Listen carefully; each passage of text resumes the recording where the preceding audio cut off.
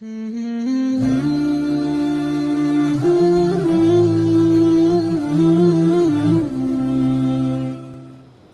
hamdalillah nahmaduhu wa nasta'inuhu wa nastaghfiruhu wa nastahdihi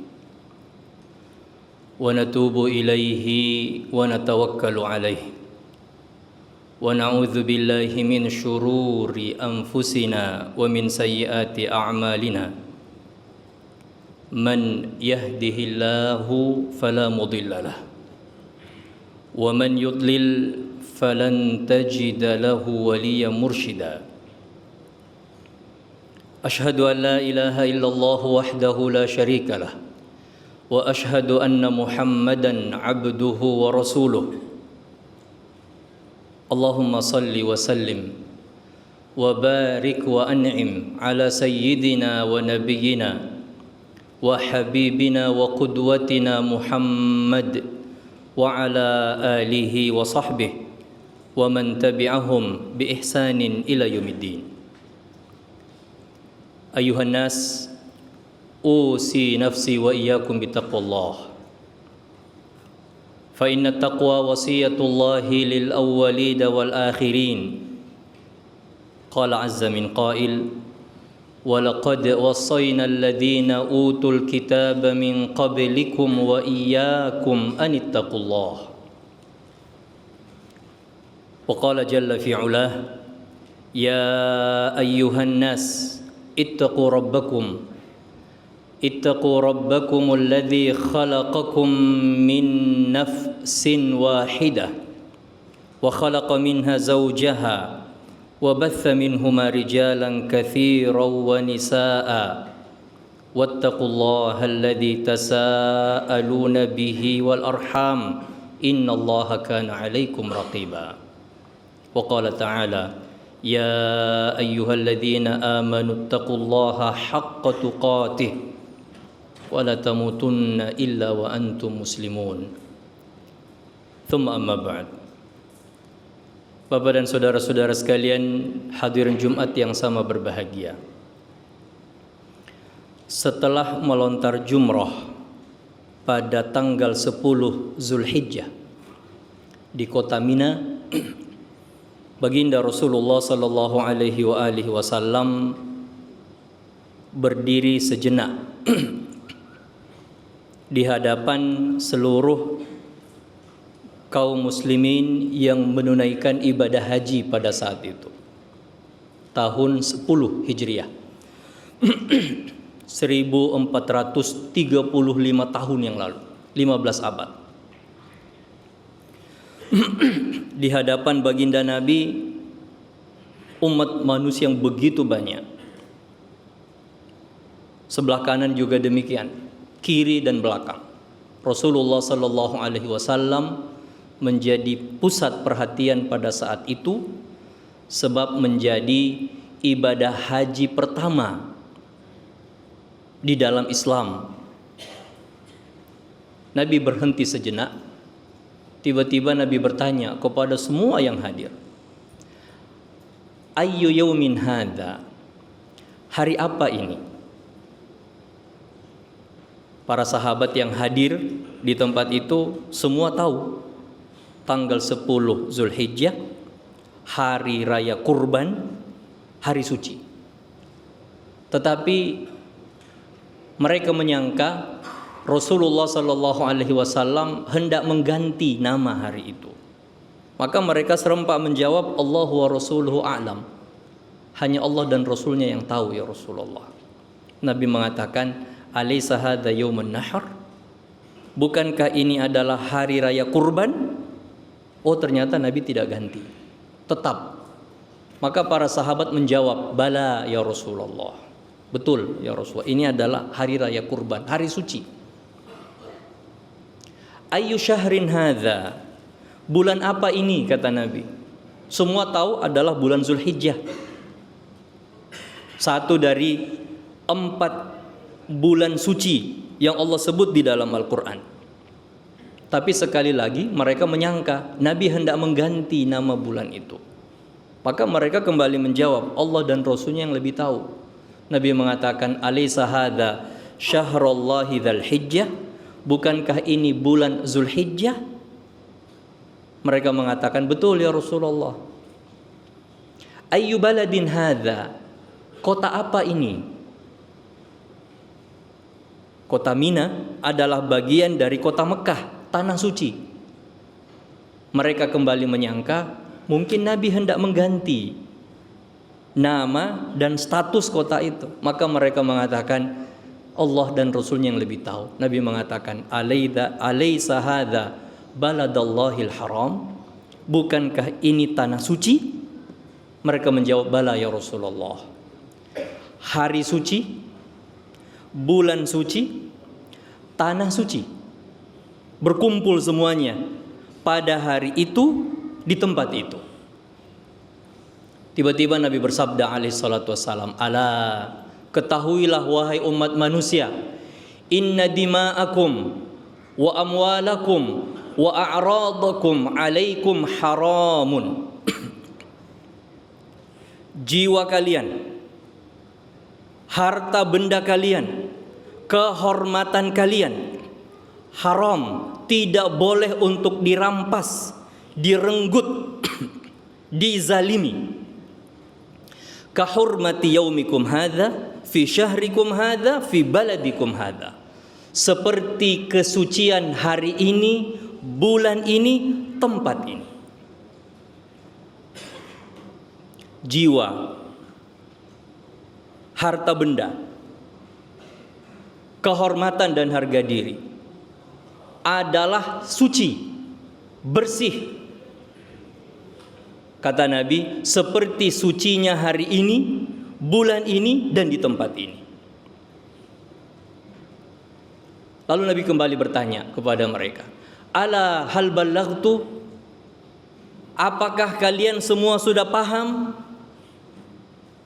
bahwa ketiga yang dimiliki oleh seorang manusia adalah suci, terhormat, dan tidak boleh untuk dilanggar atau dirampas, yaitu jiwanya, nyawanya, hartanya, dan harga diri atau kehormatannya? Mereka mengatakan, "Bala ya Rasulullah." Betul ya Rasulullah, kami dengar dari Anda, kami tahu dan kami paham. Maka Nabi mengangkat jari telunjuk ke langit sambil mengatakan, "Allahumma fashhad, Allahumma fashhad, Allahumma fashhad." Ya Allah, saksikanlah, saksikanlah, dan jadilah saksi bahwa ini telah aku sampaikan kepada seluruh umat manusia. Bapak dan saudara-saudara sekalian, hadirin Jumat yang sama berbahagia, Rasulullah sallallahu alaihi wasallam memilih hari dan tempat itu untuk menyampaikan tentang hal yang begitu sakral sebagai bagian dari ajaran agama.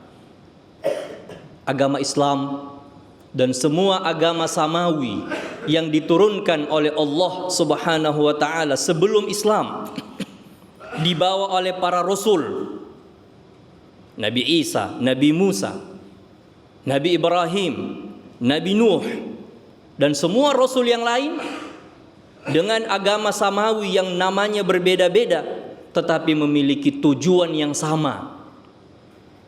Tiga yang Nabi sebutkan adalah bagian dari 5 perkara yang disebut sebagai maqasidus syariah. Tujuan utama agama, aturan samawi yang Allah turunkan kepada kita. Kelima hal itu adalah: 1, menjaga keyakinan yang lurus dari setiap manusia, kesucian yang Allah Subhanahu wa taala titipkan, masukkan ke dalam diri setiap manusia ketika mereka lahir ke muka bumi, yang disebut sebagai fitrah itu wajib untuk dijaga. Turunlah agama untuk menjaga itu. Keyakinan monoteisme, bahwa tidak ada Tuhan yang berhak untuk disembah kecuali hanya Allah Subhanahu wa taala.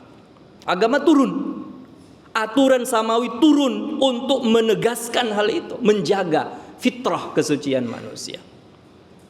Yang kedua adalah jiwa dan nyawa semua makhluk ciptaan Allah Subhanahu wa taala.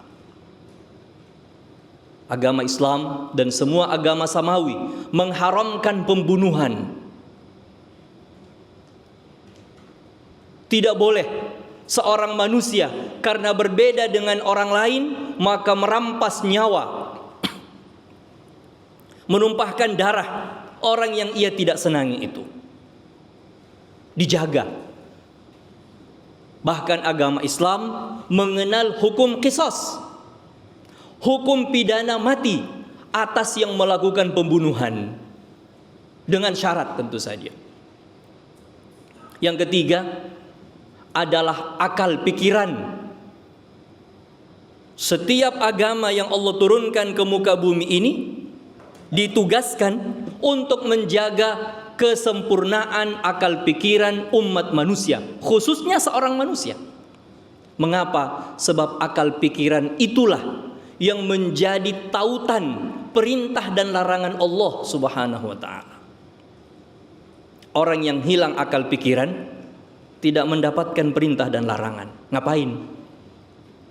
Tidak bisa paham, tidak bisa mencerna perintah dan larangan itu. Maka Allah Subhanahu wa taala dengan instrumen agama menjaga lurusnya dan terjaganya akal pikiran itu.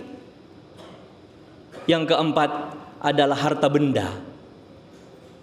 Betul, harta itu adalah milik Allah Subhanahu wa taala, dititipkan kepada orang-orang yang hidup di muka bumi ini. Ada yang dapat banyak, ada yang dapat sedikit. Dan setiap orang dibebankan kewajiban dan amanah untuk menjaga harta titipan Allah yang diberikan kepadanya. Maka Allah membuat aturan yang kita sebut sebagai agama. Tidak boleh ada seorang manusia yang mengambil harta benda orang lain dengan cara yang tidak dibolehkan, cara yang tidak benar. Dan yang kelima adalah harga diri dan kehormatan. Harga diri dan kehormatan.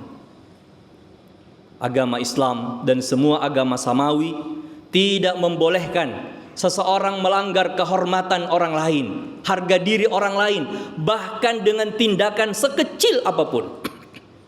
Menceritakan kejelekan dan kekurangannya yang di dalam agama kita disebut dengan istilah ghibah. Mengapa? Menjatuhkan harga diri orang lain. Apalagi melecehkan orang lain, memfitnah orang lain. Nabi bertanya kepada para sahabat, kalian tahu apa itu ghibah? Mereka tidak menjawab. Nabi bilang, ghibah itu adalah kamu menyebarkan cerita tentang orang lain yang ia tidak sukai. Ia tidak suka dicerita seperti itu, tapi Anda sebarkan hal itu tentang dirinya. Maka para sahabat bertanya, ya Rasulullah, apabila yang aku sebarkan itu memang ada pada dirinya, memang ia lakukan, apakah itu salah? Nabi mengatakan, justru karena apa yang Anda ceritakan kepada sesama itu ada pada dirinya, itulah ghibah. Sedangkan apabila ia tidak miliki, ia tidak lakukan, maka lebih berat Anda jatuh kepada menuduh yang disebut fitnah. Faqad bahattahu. Mengapa? Melanggar harga diri dan kehormatan. Setiap orang Allah Subhanahu wa taala berikan dan sematkan harga diri yang tinggi sejak ia lahir di muka bumi ini. Kesetaraan antara sesama umat manusia itu ajaran esensil dari semua agama yang Allah Subhanahu wa taala turunkan kepada umat manusia. Bapak dan saudara-saudara sekalian, hadirin Jumat yang dimuliakan Allah Subhanahu wa taala. Semua 5 perkara yang menjadi tujuan agama dan dimiliki oleh seorang manusia terpampang di hadapan kita dalam bentuk banyak pertunjukan. Dan pertunjukan yang paling sadis dan biadab saat ini adalah yang terjadi atas saudara-saudara kita di Palestina sana. Belum berhenti. Sejak bulan Oktober 2023 yang lalu, genap bahkan lebih 8 bulan hingga hari ini. Nyawa, kehormatan, harta benda, semuanya diluluhlantakkan di hadapan kita. Pertunjukan sadis dan biadab itu semua hanya pada bisa mengutuk, Semua hanya pada bisa bersorak dan berteriak. Tetapi tidak ada aksi yang nyata untuk menghentikan pembunuhan massal yang terjadi di hadapan kita. Saya dan mungkin Bapak dan saudara-saudara sekalian masih ingat pertengahan tahun 90-an ketika terjadi genosida yang hampir sama di negara yang saat itu masih berdiri, Bosnia Herzegovina. Pembantaian begitu nyata. Orang dikumpul di satu lapangan, dipasang alat peledak di sudut-sudut lapangan lalu dibunuh bersama-sama. Nauzubillah min dzalik. Jumlah korban yang begitu banyak di jantung benua Eropa. Semua orang berteriak, semua orang marah. Lalu muncul tindakan dari negara-negara pada saat itu untuk menghentikan kekejaman, menghentikan genosida, dan pada akhirnya berproses, berhenti 2 tahun 3 tahun. Semua orang sadar bahwa itulah tindakan kezaliman hanya karena perbedaan suku, perbedaan ras, dan perbedaan agama. Sebab yang terbunuh adalah dari kaum muslim. Tetapi sejak awal semua masyarakat dunia berteriak dan negara-negara berupaya semaksimal mungkin. Bahkan Perserikatan Bangsa-Bangsa menurunkan pasukan penjaga perdamaian. Tetapi apa yang kita saksikan pada saat itu tidak berulang pada saat ini. Negara kecil yang mengaku dirinya sebagai negara dengan mencaplok tanah bangsa Palestina melakukan tindakan genosida, dan semua pada bungkam, negara-negara pada bungkam, menyisakan rasa sedih ke dalam diri kita. Bapak dan saudara-saudara sekalian, hadirin Jumat yang sangat berbahagia, kita sekarang merasa nyaman sholat Jumat seperti ini. Bisa tidak kita bayangkan hadir sholat Jumat di tengah puing-puing di sekeliling kita, di bawah bangunan yang tiba-tiba suatu waktu tanpa kita sadari akan runtuh dan menimpa kita semua. Apakah mereka tidak berhak?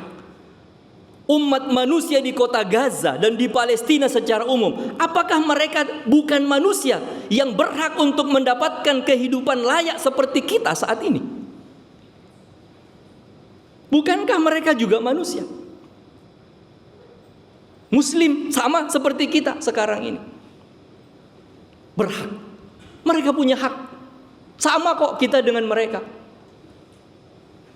Maka berikan kepedulian kita Bapak dan saudara-saudara sekalian. Jangan pernah berhenti untuk berbicara tentang Gaza dan Palestina. Mengapa? Kita pernah mengalami nasib serupa. Kita pernah dijajah.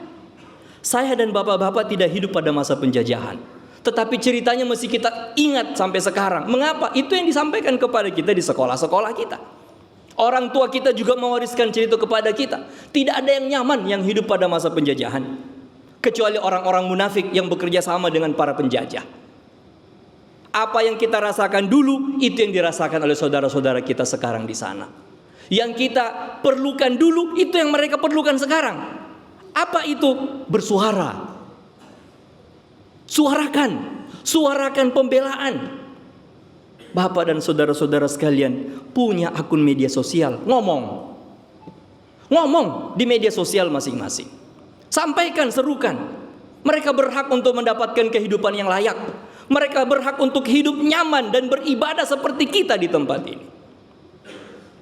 Dan bahkan sebagai bangsa, mereka berhak untuk merdeka, sebab itu memang tanah mereka. Semakin banyak yang bersuara, maka akan semakin bagus dan menunjukkan kita berada di sisi mana dari konflik yang terjadi itu. Nonsens bagi orang yang mengatakan itulah bukan konflik agama, bukan konflik negara. Terlepas dari semua itu, mereka manusia. Mereka berhak hidup sama dengan kita di saat ini.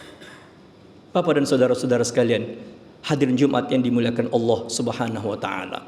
Iman kita, Islam kita, keyakinan kita menuntut kita semua untuk memberikan kepedulian dan perhatian kepada siapapun seorang muslim yang hidup di belahan negara dan dunia manapun, sebab dia adalah saudara kita, apalagi mereka yang tertindas dan terzalimi seperti yang ada di kota Gaza, bahkan di Palestina secara umum.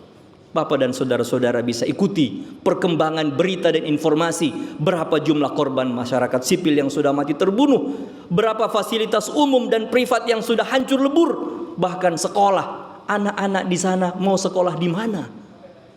Sekolah mereka sudah hancur, guru-guru mereka sudah pada mati. Maka berikan kepedulian itu, paling minimal adalah doakan, ya Allah, semoga pembantaian bisa segera cepat selesai dan mereka bisa hidup kembali rukun damai seperti yang kita rasakan dan bisa beribadah dengan baik kepada Allah Subhanahu wa taala. Akhirnya semoga Allah Jalla wa ala memberikan kepada kita kekuatan iman, menurunkan hidayah seluas-luasnya kepada kita semua untuk peduli kepada iman kita dan kepada saudara-saudara kita yang ada di luar sana. Barakallahu li wa lakum fil Qur'anil azim wa nafa'ani wa iyyakum bima fihi minal ayati wa dzikril hakim. Aqulu qawli hadza wa astaghfirullahal azim li wa lakum wa lisairil muslimina min kulli dhanbin fastaghfiruhu innahu huwal ghafurur rahim.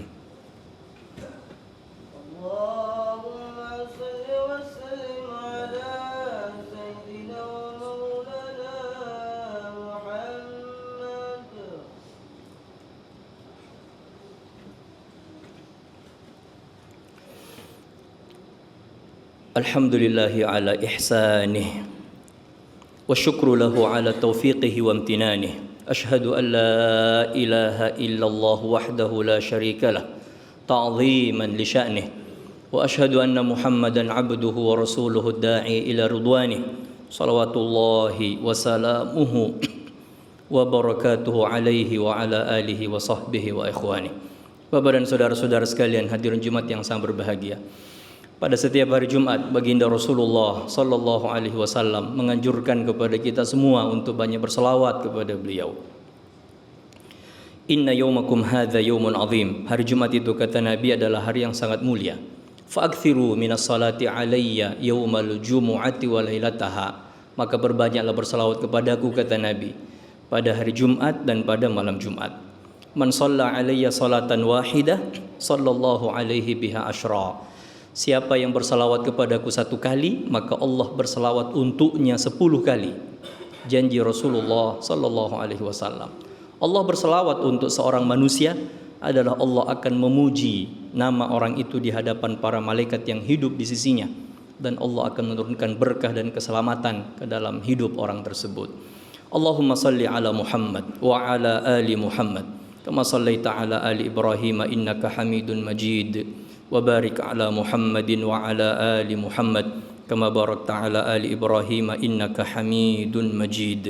اللهم اغفر للمسلمين والمسلمات والمؤمنين والمؤمنات الأحياء منهم والأموات إنك سميع قريب مجيب الدعوات يا قاضي الحاجات. اللهم إنا نسألك الهدى والتقى والعفاف والغنى.